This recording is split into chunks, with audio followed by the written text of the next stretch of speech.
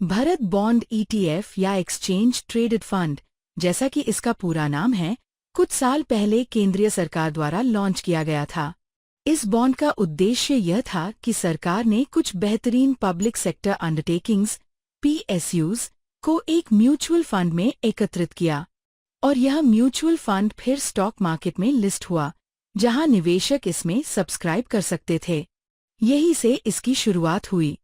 शुरुआत के बाद से कई सीरीज के भारत बॉन्ड्स आ चुके हैं और लगभग 5 या 6 पहले ही स्टॉक मार्केट में लिस्ट हो चुके हैं। लेकिन चूंकि ये एक्सचेंज ट्रेडेड फंड्स हैं, इसलिए ये स्टॉक मार्केट में एक शेयर की तरह लिस्टेड रहते हैं। कोई भी निवेशक इसमें सब्सक्राइब करना चाहता है तो उसे सेकेंडरी मार्केट से खरीदना होगा, जब तक कि सरकार नया सीरीज न लाए। सवाल यह है कि कोई भारत बॉन्ड में निवेश क्यों करे? जैसा कि मैंने बताया, भारत बॉन्ड की टोकरी बास्केट में देश की बेहतरीन पब्लिक सेक्टर अंडरटेकिंग्स शामिल होती हैं। ये पब्लिक सेक्टर अंडरटेकिंग्स ए-रेटेड भी होती हैं, यानी आपका निवेश एक high grade safe investment option में होता है, जो बहुत ही महत्वपूर्ण है। दूसरी बात, क्योंकि ये मार्केट ट्रेडेड और स्टॉक मार्केट में लिस्टेड हैं, इनकी लिक्विडिटी तुरंत उपलब्ध होती है। किसी भी समय आप अपने भारत बॉन्ड को उस दिन के प्रचलित दाम पर बेच सकते हैं।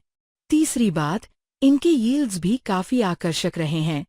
चूंकि इसमें कोई इंटरमीडियरी नहीं है और सरकार सीधे पीएसयूज के माध्यम से पैसा जुटाती है, इसलिए ब्याज दरें काफी रोचक रही हैं। अधिकतर बॉन्ड 7.5% से 8% के बीच यील्ड्स के साथ आए हैं, जो निवेशकों के लिए आकर्षक है। साथ ही इस ईटीएफ का कॉस्ट रेशियो भी जानबूझकर बहुत कम रखा गया है, ताकि वॉल्यूम के आधार पर लाभ हो सके। तो कुल मिलाकर भारत बॉन्ड एक दिलचस्प विकल्प है, लेकिन इसमें निवेश किसे करना चाहिए? यदि आप 3 से 5 साल या उससे अधिक की अवधि के लिए निवेश करना चाहते हैं, तो भारत बॉन्ड आपके लिए है। यदि आपके पास पहले से ट्रेडिंग अकाउंट और डीमैट अकाउंट है, तो आप सीधे भारत बॉन्ड ईटीएफ में निवेश कर सकते हैं।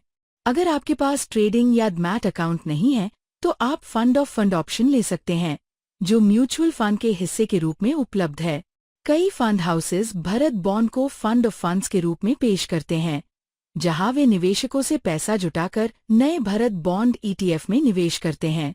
इसे फीडर फंड कहा जा सकता है। अब देखते हैं इसके कुछ फायदे। सबसे बड़ा फायदा इसकी सेफ्टी है। इस बास्केट में देश के सबसे मजबूत और लाभदायक पीएसयू शामिल हैं, जो ए-रेटेड हैं। दूसरा फायदा लिक्विडिटी है। अगर आपने 5 साल के लिए निवेश किया है लेकिन अचानक आपको पैसों की जरूरत पड़ती है, तो आप इसे तुरंत स्टॉक मार्केट में बेच सकते हैं। तीसरा फायदा रिटर्न्स है। जैसा कि बताया गया, अधिकांश बॉन्ड 7.5% से 8% के कूपन रेट पर लॉन्च हुए हैं। आजकल ब्याज दरें ऊंचे स्तर पर हैं। ऐसे में अगर कोई अभी निवेश करता है, तो आने वाले समय में जब ब्याज दरें घटेंगी, इन बॉन्ड्स की कैपिटल अप्रिशिएशन भी होगी, यानी 7.5% या 8% से भी अधिक रिटर्न मिलने की संभावना हो सकती है।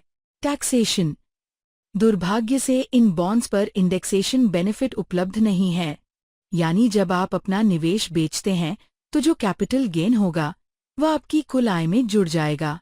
अगर आप 30% टैक्स स्लैब में हैं, तो 30% टैक्स लगेगा। 20% स्लैब वालों को 20% टैक्स देना होगा। यानी टैक्स का नियम अन्य डेट इन्वेस्टमेंट्स जैसा ही है। Investment size. इसमें कोई लिमिट नहीं है। आप एक यूनिट से भी निवेश शुरू कर सकते हैं। भारत बॉन्ड का आकार हजारों करोड़ का है, इसलिए लिक्विडिटी में कोई दिक्कत नहीं आती। इसलिए यदि आप बैंकों की फिक्स डिपॉजिट से आगे बढ़ना चाहते हैं, लेकिन इक्विटी के हाई रिस्क में नहीं जाना चाहते, तो भारत बॉन्ड आपके लिए एक बेहतरीन विकल्प हो सकता है।